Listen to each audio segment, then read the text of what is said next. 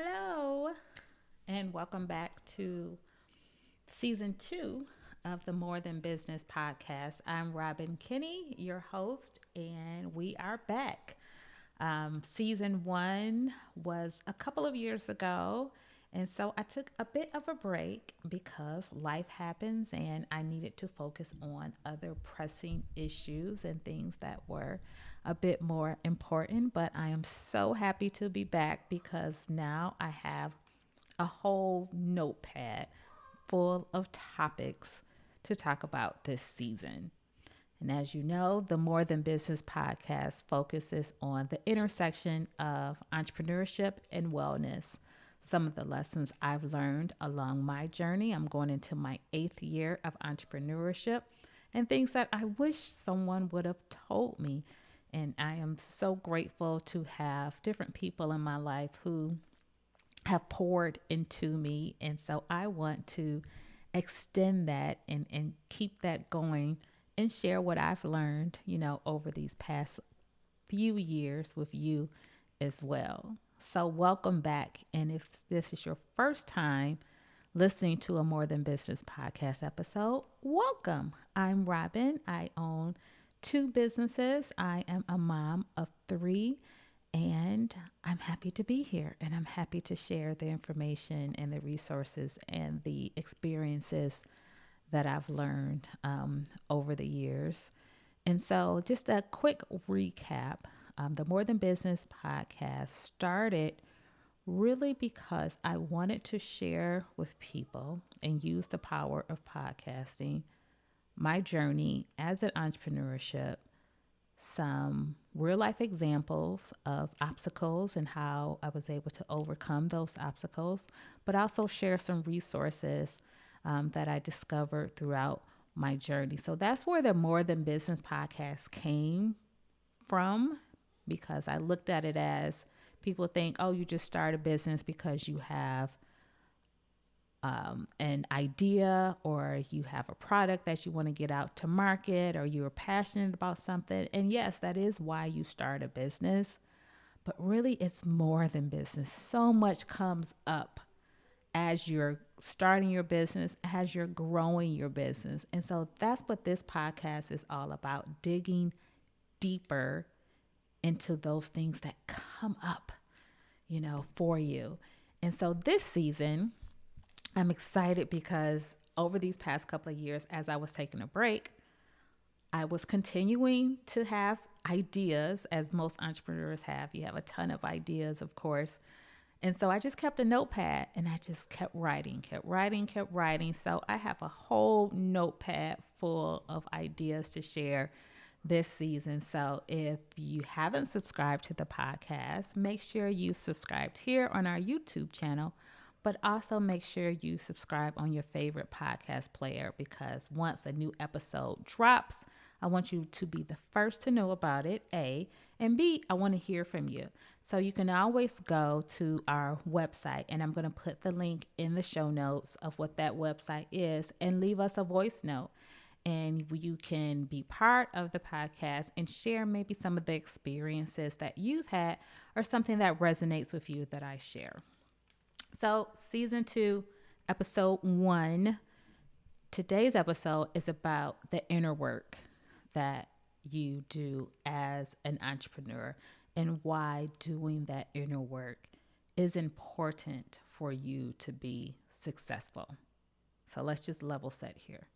When I say inner work, that means, how do you see yourself as an individual? Before we even get to entrepreneurship, being an entrepreneur and all that comes with it, how do you see yourself in this world, in this life?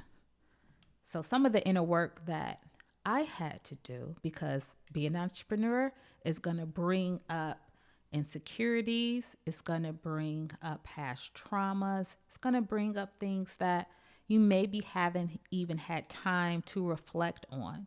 But once you're an entrepreneur and you start being in this entrepreneurship landscape and, building the business, working with people, trying to get people on one page, being a leader, marketing your business, putting your face out front, all those things are going to come up.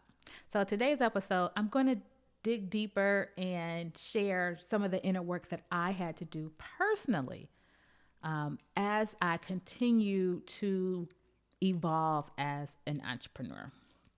Well, one is I have always kept a journal. I love journaling. I have kept a journal, I would say, since I was about age 10. And I even have them still. And the one of the coolest thing is I was able to share one of my journals with one of my kids so they can see some of the things that they're going through. It's nothing new that I was going through some of the same things when I was their age.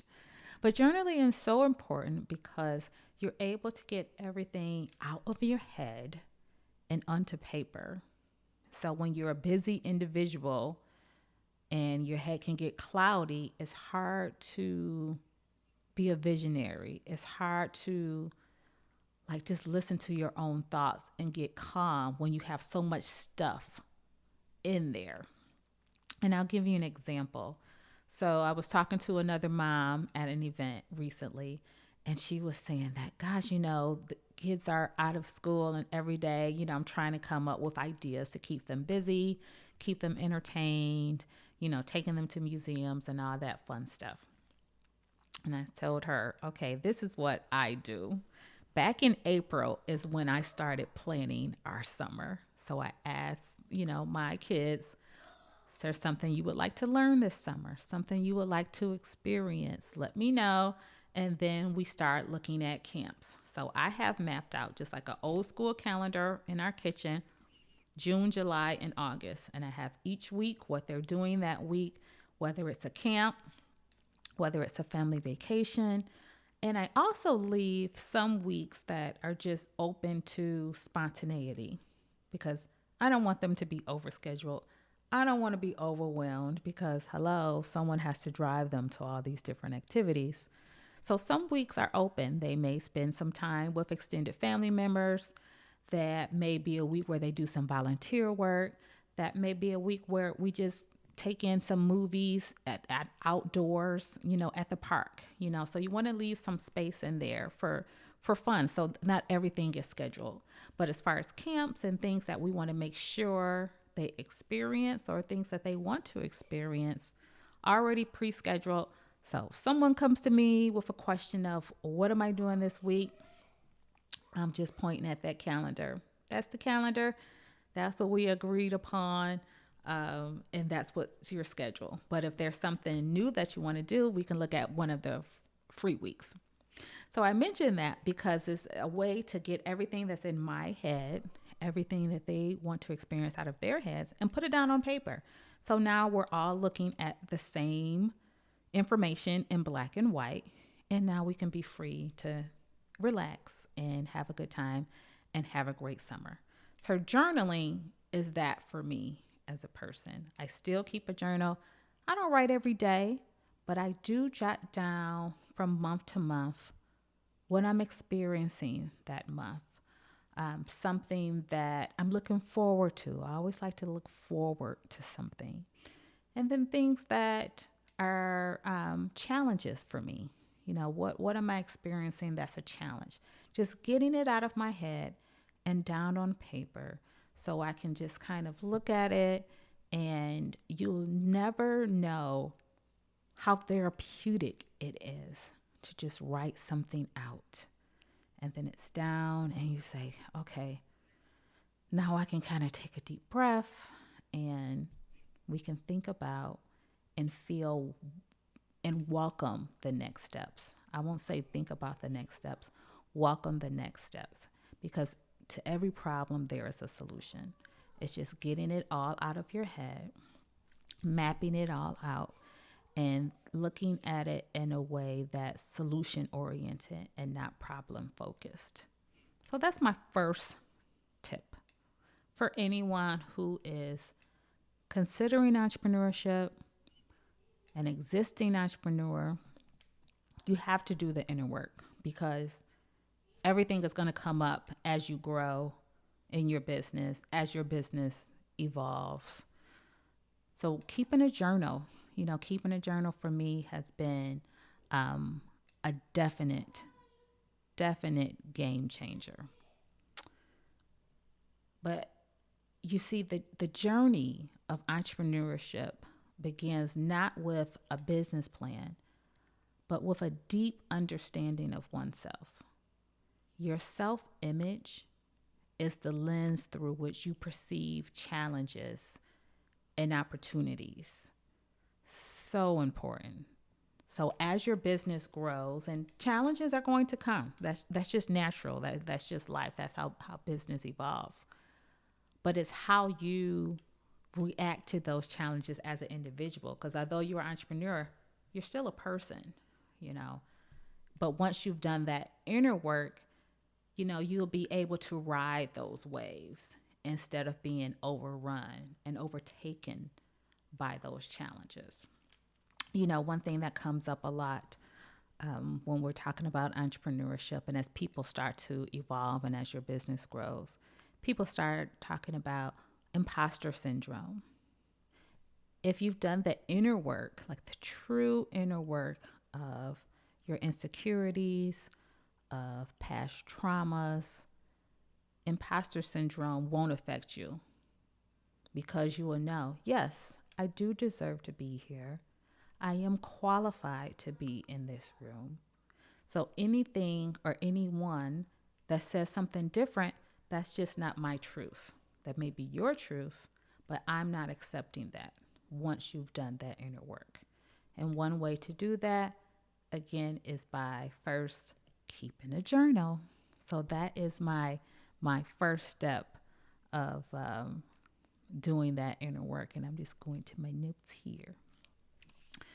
A lot of people, they don't talk about self-esteem when it comes to entrepreneurship. And so, doing that inner work and working on your self-esteem is really important, and I was, doing a lot of research for this episode, and research suggests that individuals with higher levels of self-esteem often exhibit greater entrepreneurial intentions. Okay. Because when you have a higher self-esteem, you're like, oh, I can do that. No problem. I don't have to work for someone else. I don't have to subscribe to your schedule. I'm going to create my own schedule and I know I can do it. And that's when self-esteem comes into play. So it's those high self-esteem individuals that tend to believe in their abilities to succeed and are more willing to take risks associated with entrepreneurship.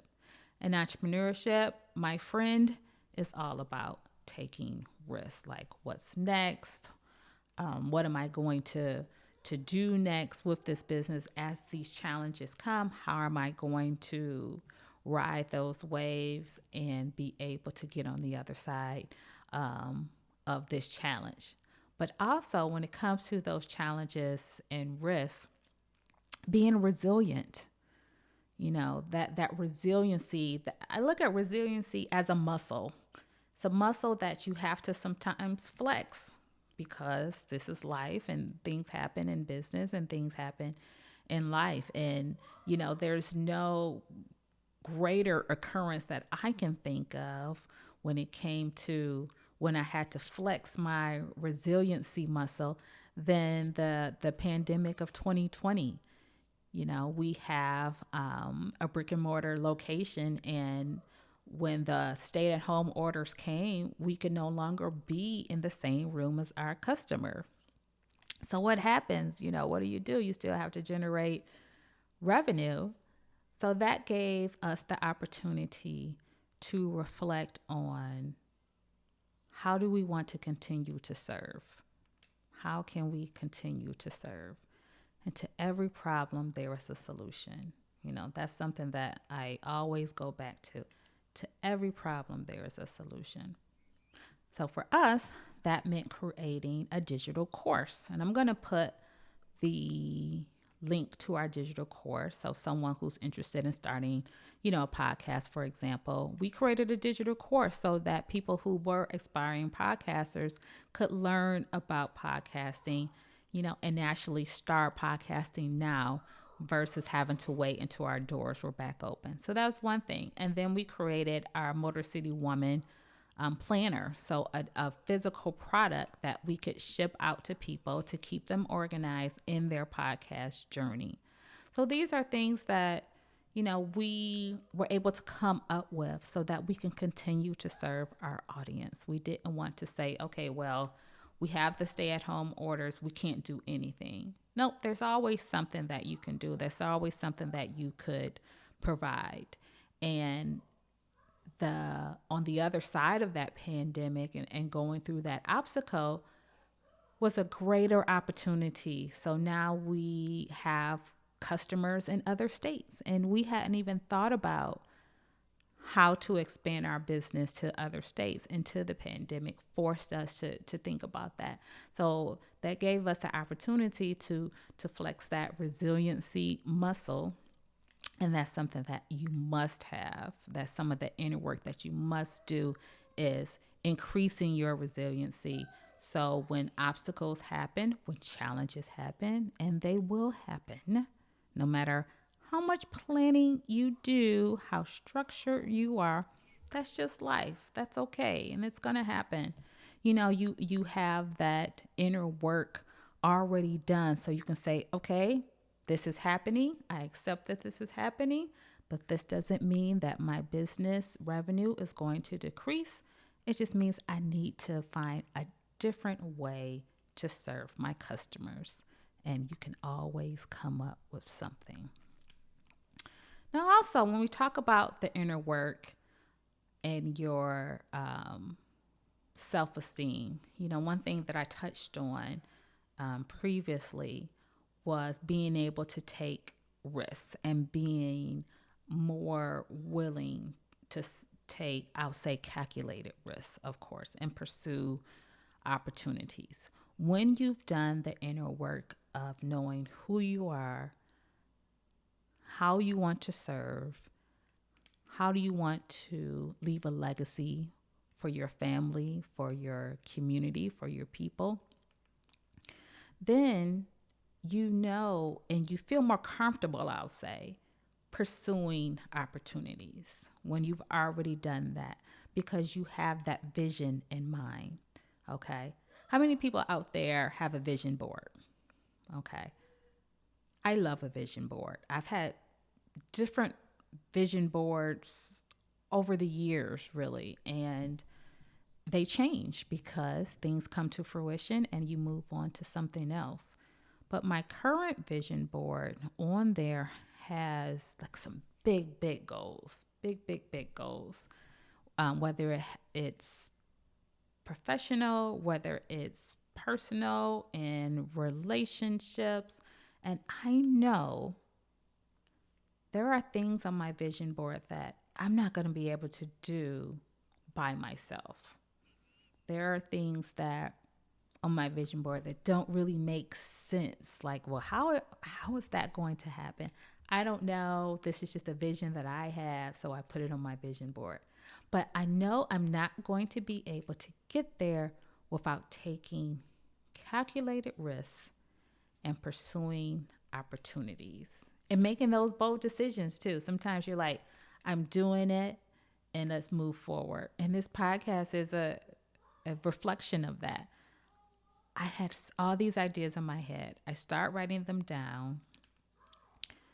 And I was like, gosh, I really want to do this podcast, but life happens. Other responsibilities come up. And I'm like, gosh, well, should I do it? Should I not do it? And I'm like, I'm doing it. I'm going to be bold and I'm going to do it because it keeps coming up in my head. Podcast, sharing all this information that you have.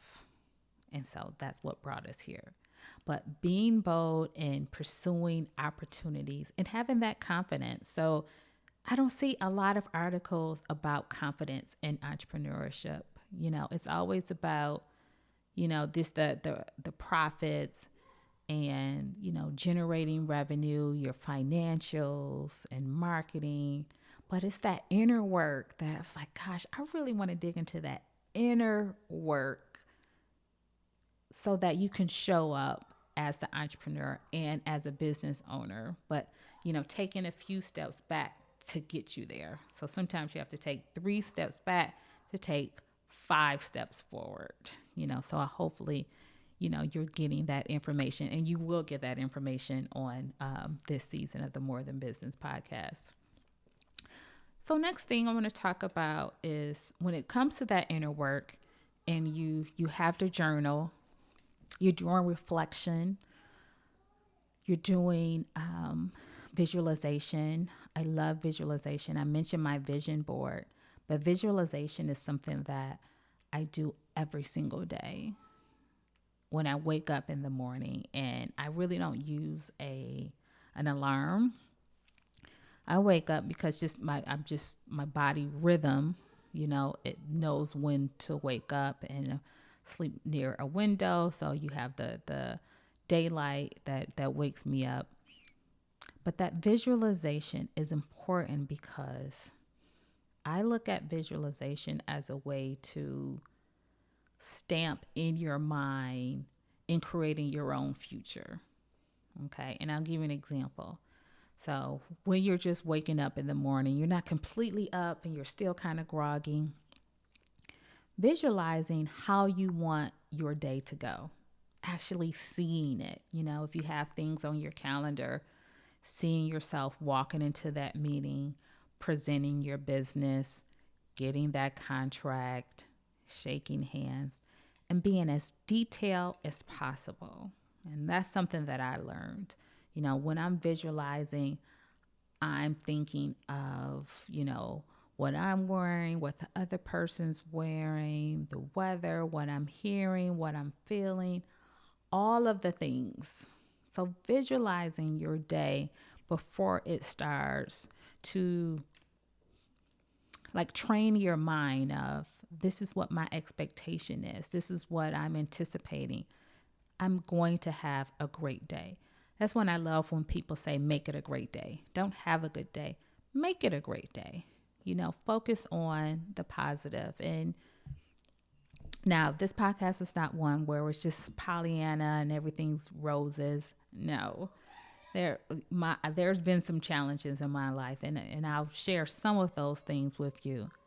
But you don't have to just focus on those challenges. You look at it as, what is this here to teach me? And I'll forever be grateful to a friend who I was going through a challenging time in my life some years ago. And I was saying, why me? Why is this happening to me? And she said, I want you to ask, what is this here to teach me? What is this here to teach me? Why, what is this thing that's happening right now? Is here because it came to me to teach me something. What is that? So changing your frame of mind to look at any type of obstacle as an opportunity to learn, to be better, to do better.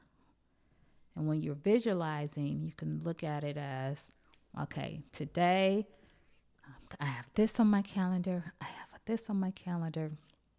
And the things that I don't really like to do, that I'm like, oh, I don't feel like doing this, I do that first thing in the morning. Let's get that on out of the way. So, for me, I'm not really into a lot of the financials. So anything to do with paperwork and those types of things, I try to get those done first thing in the morning because I'm nice and fresh, and I got my playlist going and all that. So I get those out of the way. And I'm going to have an episode where we talk about just like what my day looks like. And so you can see how I structured my day so that I can run 2 companies and have 3 kids and still have a life and have a personal life and do all the things that bring me joy. There's a way that you can put all of that in, and that's what hopefully we're going to be able to share on this podcast. I do want to say that overall, self-esteem is really like the foundation. When you look at it, self-esteem serves as the foundational aspect of your mindset and of your behavior.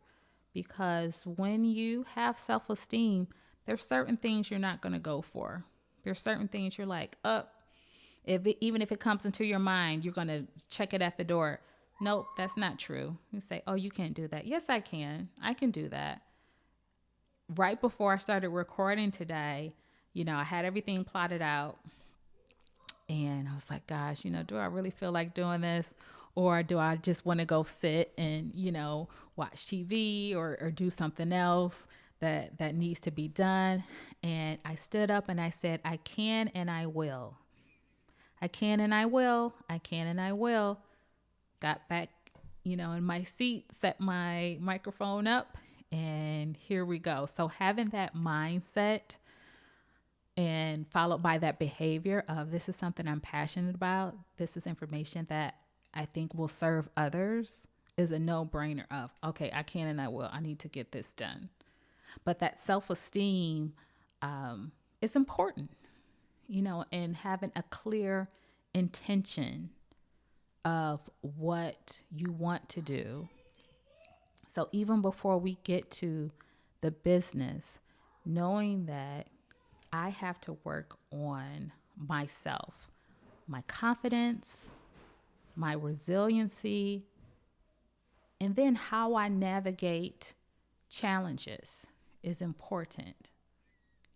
I have to have all of that in place if I'm going to become a successful entrepreneur. So I'm excited about this season because I know that it is going to serve some people. I really do think so. So we're going to dig deeper into what I call more than business. So, but the curtain behind being an entrepreneur and how to set yourself up for success, and in general, set yourself up for success. What you can do to structure your day, to structure your life, and to structure your business so that all those things work together for the good, but also giving yourself some grace. Because we are human and we are individuals, and you should not be graded or judged or valued by how your business is doing. But that comes with a mindset of I will be okay even if the business is not doing as well as I would like it to be. And that's okay, because if you've done the inner work, then you know how to ride that wave. You know how to realize that I'm going to be okay on the other side. I'm going to come out on the other side of this even better, because now I've gone through this experience. Now I have an even greater list of tools in my toolbox because I've gone through this experience, and it's going to serve me. But also when it comes to inner work, I've talked about confidence. I've talked about being resilient. Talked about journaling. And I'm hoping that these are all things that you would take into consideration, as an entrepreneur or as an aspiring entrepreneur, of writing out who do I want to be and how do I want to serve. Those are the top two questions that you can start with, I'll say. And just journaling once a month. I journal once a month. I don't journal every evening. I journal once a month. I jot down what's bothering me, some challenges that I would like to overcome. But I also jot down what I'm looking forward to. And I'm going to devote a whole episode to what I call planning joy. I don't think we plan joy enough. And when I say plan joy, that means the things that light you up, the things that you like to do, instead of saying, oh, when I have the time, I'll take that cooking class. No, plan it. We have all the resources. Go online, look for the cooking class that fits within your budget, and book it. I have a wealth of energy and friends who, I am truly grateful for. And I have one friend in particular who, anytime I say, oh, I really want to go to whatever place, she says, book it, book it. You have to plan joy. So I can't wait to share that episode where we talk about planning joy and releasing yourself from I'll be happy when syndrome. I'll be happy when I have the time to do this. I'll be happy when I find my ideal mate. I'll be happy when I lose these last 20 pounds. No, you can choose to be happy now. I'm giving you license to do that. You could be happy right now and plan the things that bring you joy, whatever that looks to you, you know. But then I also want to share that in doing the inner work, sometimes you do need to bring in professionals. Now, I am not a licensed professional. I am simply an entrepreneur that has been there, done that, and I'm hoping to share the information that I've attained over these past 8 years and experiences to help someone else. So you want to surround yourself with mentors, supportive friends, peers who can uplift and encourage you.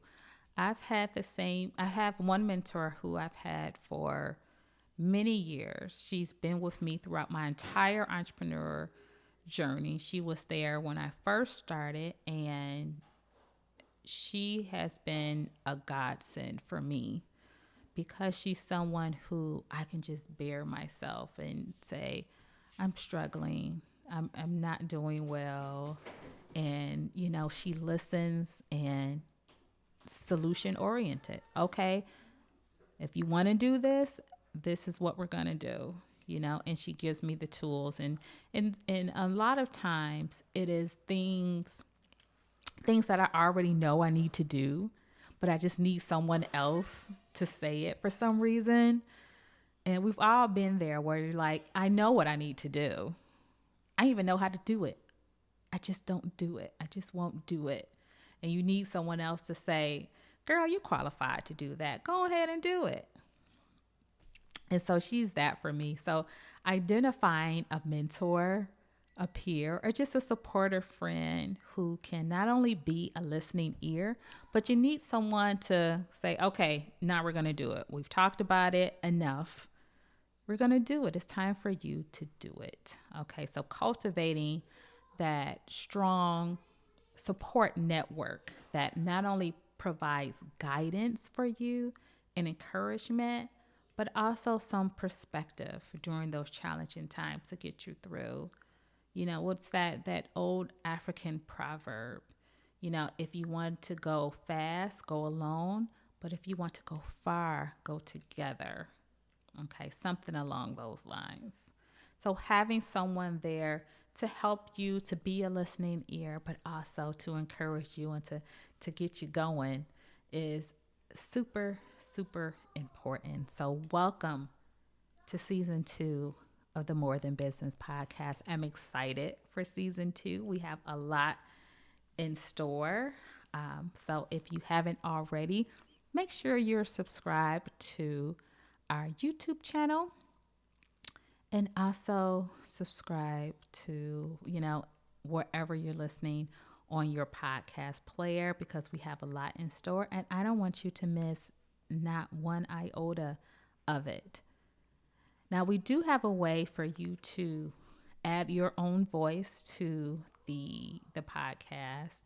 You can actually go on motorcitywoman.com /More Than Business podcast and not only listen to previous episodes, but you can also leave us a voice note so we can listen to it, get feedback. If this is resonating with you, if you've experienced this, what type of inner work have you done, in your entrepreneurial journey? What type of things have come up for you as you've started your business?